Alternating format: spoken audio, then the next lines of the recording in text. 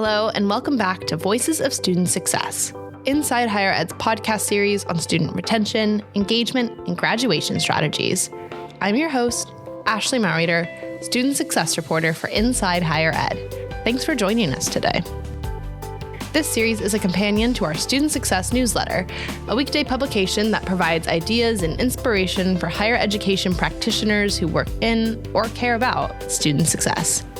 This is the final episode of our Back to School series, which is designed to help you, the practitioner, be prepared to tackle a variety of student success-related topics.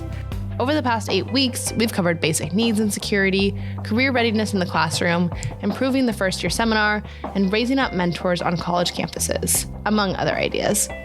Today, we're taking a look at generative AI in the classroom. The term ChatGPT may send shivers down your spine, but over the past 2 years, generative AI has blazed its way onto college campuses, first in the students' hands, and increasingly in the hands of administrators and instructors to improve campus operations and enrollment management, as well as in teaching and learning. One of the greatest challenges of using generative AI in teaching is providing students with skills without interrupting the process of learning or introducing errors in the process. The University of Texas at Austin is in the initial stage of launching a custom GPT model called UT Sage, which serves as a tutor of sorts for students who need help related to a specific course or want to advance their learning on their own. I spoke with Julie Schell, Assistant Vice Provost of Academic Technology at UT Austin, to learn more about the tool, her work with AI in the classroom, and teaching the ethics of AI use. Here's Julie. This episode of the Student Success Podcast is sponsored by KI. Supporting the development of world-class learning and campus environments has been and always will be at the core of KI. The KI team has built its reputation for excellence in education for over 70 years, working shoulder to shoulder with educational partners to develop a roadmap for a future of innovation. Learn more at ki.com/the key. Well, Julie, thanks so much for taking the time to chat with me. It's great to have you on. Thank you, Ashley. It's great to be here. Just to get us started, can you introduce yourself to our listeners? Who are you and what is your role at your institution? Sure. My name's Julie Schell, and I'm the Assistant Vice Provost of Academic Technology here at the University of Texas at Austin. I'm also an Assistant Professor of Practice in the Department of Design and Educational Leadership and Policy, and I teach classes on design pedagogy. A little bit about me is that I study how people learn complex subjects, and I started off in educational psychology studying how teachers adopt technologies in their classrooms. I did a 4-year deep dive in a physics lab where I studied how people learn physics, and then I did a 5-year stint learning how people use design, and over the past couple of years, I've been focusing on how to help people learn AI. That's awesome. I need you to teach me how to learn physics because I failed my AP physics exams. So we'll circle back to that. Oh, yeah, definitely. I could help you with that. I think what I've learned across all of these journeys is that anybody can learn a complex topic. What matters is the teacher and the setting and the environment. So that's awesome. Yeah. How did you get started in the AI world specifically? When did you start studying that? Well, I teach a class, like I said, called Design Pedagogy, and I had been working on AI starting in about November 2022 with the launch of ChatGPT, and things on campus had started to ramp up around that. And so I'd been working on some generative AI conversations and policies and thinking about how we were going to respond to the generative AI sort of craze here at UT Austin for about 6 months. And then things got really real in the summer of 2023 because I had to teach my own class in the fall of 2023. And I know that AI is really important in design, and I felt I would be doing my students a real disservice if I didn't know what I was talking about. I spent about 20 hours teaching myself how to use Midjourney and code in Discord to develop generative AI images with a tool called Midjourney and really understand it for myself and do some real deep dives into it so that in the fall semester of 2023, I was prepared to help my students navigate these, what I think are pretty ambiguous waters. Yeah. So I would say that I had both contexts where I was working on it from a policy level as an administrator, but then for myself, I felt I owed it to my students to understand what it is, how to use it, and what they needed to know about it connected to our own learning outcomes. Yeah, totally. I think that's been the challenge for faculty members where it seems like AI can circumvent work for students and it can be a great supplement to help them in their careers and lives after college, but it can also, like I said, kind of take shortcuts in the learning and teaching process. Yeah. In your work and how you have been thinking about AI, where are you sort of seeing those two themes of AI use in the classroom being weighed and discussed? Yeah, I mean, look, AI is full of paradoxes. So one of the really interesting things about AI from a teaching and learning perspective is that it can teach you almost anything, right? But it can also teach you bad information and it can teach you wrong things. Mm-hmm. It can speed up your work and really help you be faster at producing work, but it can also make you look really sloppy. It can help you feel more creative, but it can also make you sound like everybody else. And so I think it's really important to recognize these paradoxes and talk about them with students and really articulate clearly what is the learning outcome for this particular class or this particular teaching concept that we're working on? And what are ways in which using AI could foster learning of that topic? And what are ways in which it could inhibit or negate learning of that topic? And why might you not want to do that? And I think it's really important as a faculty member, as a teacher, to be clear on that myself, and then to articulate that to my students and help them become the architects of their own ethical blueprints about how they're going to use AI or not. Yeah, I love that. Architects of their own ethical AI blueprints, because I think that is ultimately what we're trying to empower students in all facets of higher ed to do, is to learn and take those tools to make their own decisions. We're not trying to make carbon copies of students or faculties, but helping them on that journey is really hard, especially like you mentioned, you have to educate yourself on these issues so you can be an informed expert or at least have some sort of knowledge about these issues. And that can be a challenge as the tools evolve and grow. And the landscape of AI has become so complex as well. Yeah, for me, so when that semester started, I had a really clear AI policy in my syllabus. And I talked with students about this policy on the first day of class. And in one of our first projects, students have to design user personas. And in the syllabus and in my conversation, I talked with them about how to cite generative AI use in our class. And this is dependent. A lot of people ask me, how do you cite generative AI use? It depends on the discipline. Mm-hmm. But in design, there are some precedents. And so I taught them those precedents. And so the policy was, you can use generative AI as long as you cite it. So I got one of my students' user personas, and it had a really well-designed image that really helped me get the feel and have empathy for the particular user. And there was no citation. So I gave the student the feedback about how effective I thought it was and well-designed it was. And the student just said, oh, I used generative AI to make that. And I really was I was really shocked. I was surprised because we had talked about it and we had gone through and we had done demonstrations on how to do the citation. And I realized it wasn't as if the student was trying to hide that they had used generative AI. And in that moment, I just realized that the ethical muscle that people have around using generative AI, it doesn't have as much strength and resilience as our ethical muscle around plagiarism. Look, all of my students know not to plagiarize. You know not to plagiarize. I know not to plagiarize. Sure, some people still do it. Some students still do it. But we know when we take someone else's work and we try to pass it off as our own, that is academic misconduct and that is plagiarism. We have a really built up muscle for that we've developed over our lifetimes.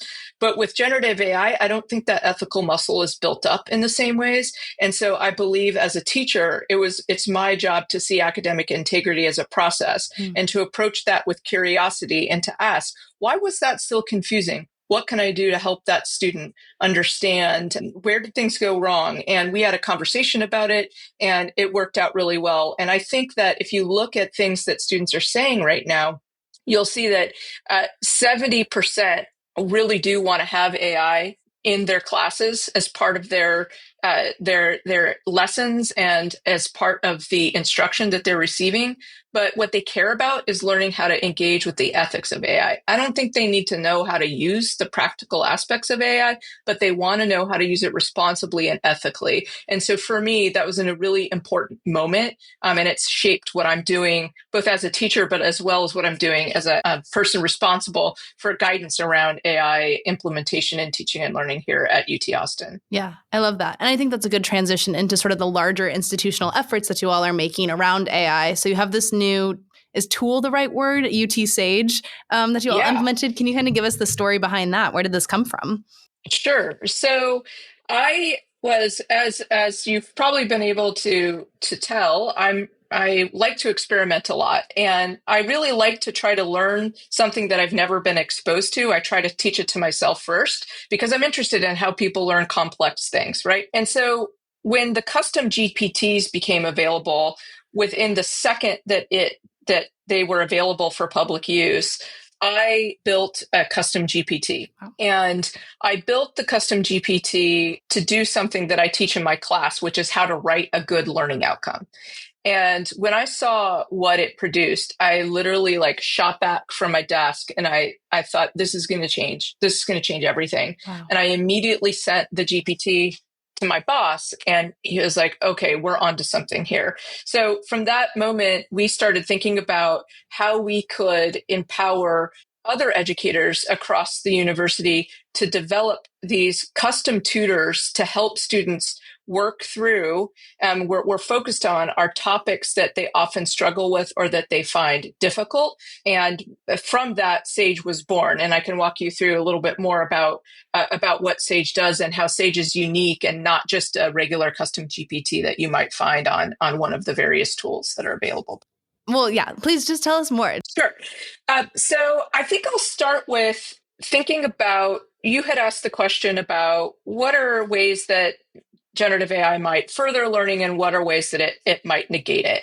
And so one of the things that we think that generative AI might be really good at is helping address what we often see in classrooms, which are prior knowledge gaps. Mm-hmm. So when you come into a class, there's a couple things that determine whether you're going to be successful in that class or not. And one of the central predictors is the quality of your prior knowledge. Right. And so oftentimes when students come into a class, they will enter that class either with missing prior knowledge or they'll enter that class with incorrect prior knowledge. And those are both sort of gaps. At the same time, you might also have students that come into your class that have an abundance of prior knowledge and they're far more advanced than other students. When you come into that class, you face this sort of challenge. And what you have to do as an educator is you kind of have to teach at the middle or a little bit to the left, mm-hmm. right? In order to address this spectrum of prior knowledge, you kind of have to teach a little bit to the left of that curve so that you kind of cater to everyone. But then the students who are at the very tail end of both get a little bit left behind, right? And so one of the things that we're thinking about with Sage is, are there ways in which Sage could potentially help students, particularly those students who have these prior knowledge gaps and maybe aren't as confident to come into office hours or ask questions? Maybe they still find, because the gap is so wide, when they get a response to the question, they're still confused. Are there ways that we could engage them and help them strengthen that prior knowledge using generative AI? And are there ways that we could help students? We have a faculty member who's using Sage whose students really want to learn fringe topics, but the faculty member doesn't have time to teach the students the fringe topics. So they're working on a tutor to help students learn fringe topics. So you can kind of see both of those spectrums. So what we're doing with Sage on the student side is trying to find a way to engage students in developing and addressing some of these prior knowledge gaps in a way that kind of meshes with how people learn. When a student logs into Sage, what they're going to see is a typical text-based chatbot interchange. So we've got a tutor right now on a topic called logistic regression. The student comes in, the faculty member has pre-prompted some questions for starter questions that the student could click on, depending on where they're at. So it could be, what is logistic regression? Or it could be, I'm really good at logistic regression. Give me some really tough questions that I could practice with. So student has some autonomy on where they can choose on which of those that they want to pick, or they can type in a prompt themselves. One of the things that we've programmed Sage to do in response to that, so if the student says, what is logistic regression, is to be more Socratic in the responses. So not just to give a definition and leave it at that, but to start engaging the student in some that powerful Socratic questioning. So for example, if you ask Sage, what is logistic regression? Sage might reply with a definition, but then say, have you ever needed to predict the outcome of an event? And then let the student answer that. And so the student might say, yeah, I've wanted to predict the outcome of a race, for example, or a sporting event. Mm-hmm. And then what Sage would do, say they say soccer, Sage will actually walk them through a soccer that's relevant to them and help them understand logistic regression in the context of that particular example, which is great because one of the things we know about prior knowledge is that learning something new, it really benefits when you can connect into something that you already know, and Sage is kind of functioning in that fashion from the student side of the chatbot. That's super cool. You talked about this a little bit earlier, but sometimes AI can feed, or generative AI tools can feed students misinformation if they're searching Absolutely. for things. How have you and other faculty members tried to add those barriers to make sure that Sage is only providing accurate and helpful information to the student and not hallucinating or sort of going off the rails? One of the very first things that we've done is we have a responsible AI and teaching and learning framework that we operate from. And that framework involves sort of these big 6 limitations of using generative AI. So the first thing you see when you enter into Sage as a student is you see a disclaimer that AI makes mistakes and that there are important limitations to AI, and you can click on a link that will direct you to this thing that we call the big 6 limitations. So that's one way, is to transparency is the key, and to always remind people that there are limitations, not just hallucinations, but there are other limitations that we want people to be aware of in order to engage responsibly. But the reality is that we actually think that generative AI does not pose the challenge of our students' lifetime, but I actually think that dealing with ambiguity does pose the challenge of our students' lifetime. And it's not just AI where they might get bad information. They might encounter implicit bias. They might encounter security and privacy concerns. They might encounter misalignment, which is different than a hallucination. It's when the AI gives you something that you didn't ask for. And so we think it's really important to teach students to evaluate and critique the output. And regardless of whether you're using the top model or you're using a model that maybe has more difficulty with those kinds of things, is to always be critiquing and evaluating the output, and not just of generative AI, but anything that they come across, being really discerning critics and not just adopting that wholesale. And this is a concept in education called keeping the human in the loop. So we train students to make sure that there's always a human in the loop, not just on the input, but also on the output. Yeah, absolutely. Not every student or every faculty member at every institution trusts AI yet. Have you had conversations with your students or with your colleagues about how to make sure that these, again, we talked about like you can't trust AI completely, but helping them feel like AI can be a co-partner in this work? Mm-hmm.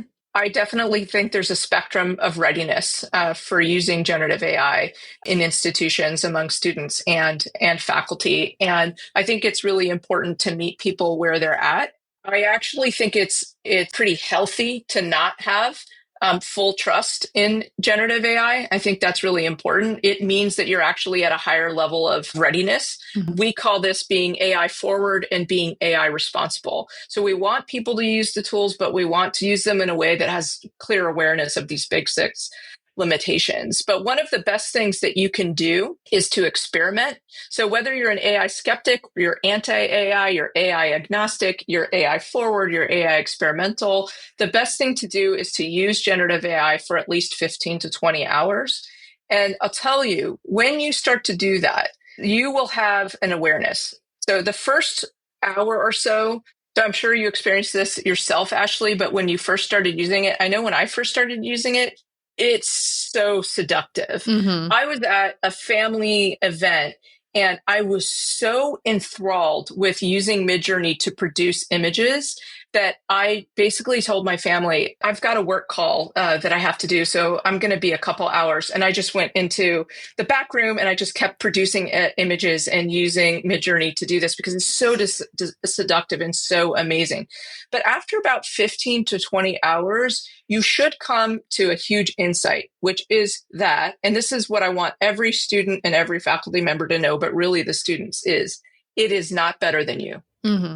It might be faster. It might have access to a bigger knowledge base, but it doesn't have your experience. It doesn't have your voice, and it is not you. And when I share that with my students, I find that they are able to make the really effective, ethical decisions, responsible decisions about their use. And I think that's what's the most important thing when you're talking with someone who is really not trusting it. Yeah, I love that. What kind of feedback have you heard from students using UT Sage and the tools in general? So one of the really cool things about UT Sage is that it's still in proof of concept right now. So one of the things that we've been doing is that we operate from a human-centered design framework. So we believe the customer is always right. So Sage is in closed beta right now, which means that it's a small set of faculty and a small set of students. And I got to be the first person to test Sage with my students on a topic that we were studying. And it was really exciting to see, they thought there was a lot of potential, but they had a ton of feedback about things that weren't working. One of the things we got feedback on was that it was too Socratic. So it just wasn't answering any questions that they were asking. And so that feedback helps us sort of tune, like, we don't want the direct answer, but this is a little bit too much Socratic questioning. I can imagine Sage being like 2 + 2 is 4, but what do you feel about this number? Like, how does this make you feel when you think about 4? The other thing that we found during this test is that there was an accessibility problem. One of the students couldn't read something due to an accessibility issue in Sage. So we got feedback on that and we're able to fix it. So we've gotten really good feedback from the students in making improvements to Sage, and we've gotten feedback about the potential that something like Sage could offer. The sort of killer app around Sage is not necessarily the student-facing part of it. That's important too. But if you've ever built a custom GPT, you'll know that the tool will ask you a series of questions to help you build that custom GPT. So what we've done with Sage is we've actually programmed Sage to ask the faculty member a set of questions that are aligned with everything we know about effective teaching. So Sage is also, in addition to being an AI tutor, is a instructional designer, a virtual instructional designer for the faculty member that focuses on learner-centered pedagogy. So the first thing Sage will ask is, okay, what's the topic? Because we need to know the topic to get the model going. But then the next question that Sage will ask is, who are your learners? What do they need? What are the common challenges or difficulties that they face with this particular topic? And then Sage will ask, how do you help them get through those difficulties or those struggles? What are some of the tricks of the trade that you've built up over your career as a faculty member to help students move through those misconceptions? So that's the first question. The second question is Sage will ask, what do you want students to know? What do you want them to be able to do? And what attitudes do you want them to have about this particular content?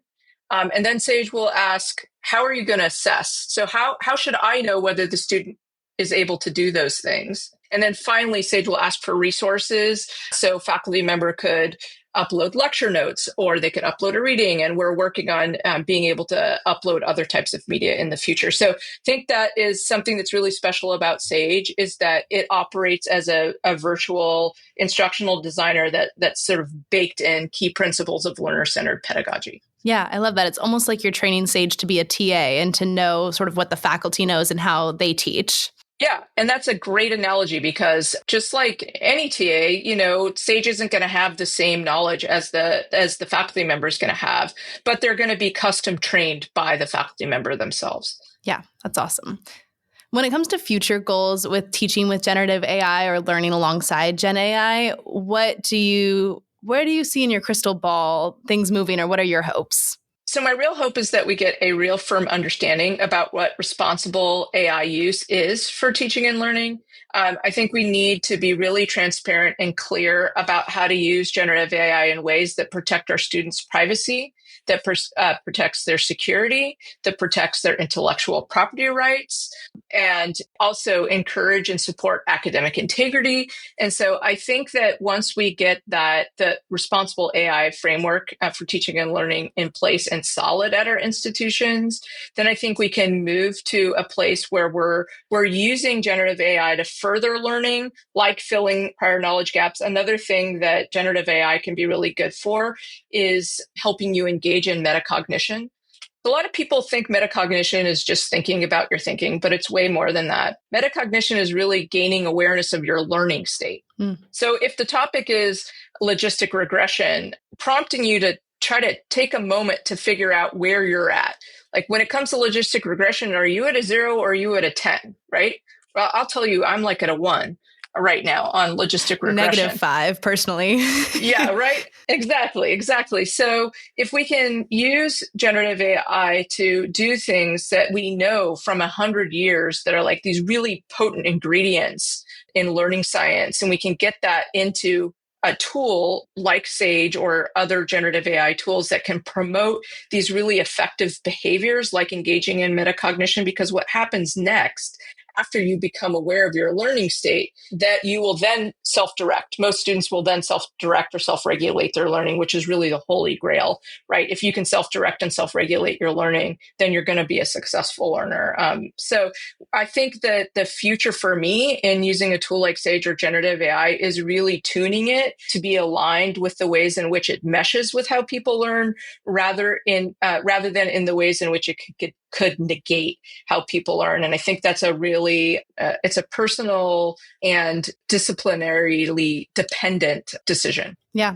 As we're talking, I'm sort of thinking about, I know Sage is in the beta state right now, but the data that Sage can use both to inform its own work and how it's engaging with students, but also faculty members in the real time and in the real world experience, if you will. Yeah. Have you all considered how that data can both inform teaching practices, but also inform Sage?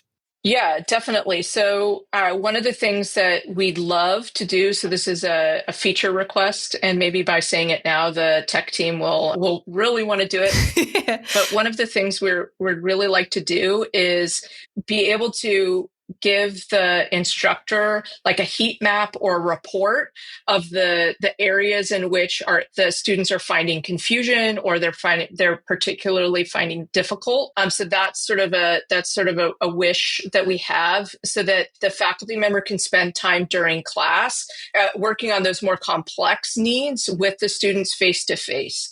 So that's a wish list that we have for Sage. The other wish list that we have for Sage is to be able to tune based on student response. So using data, for example, using the students' responses.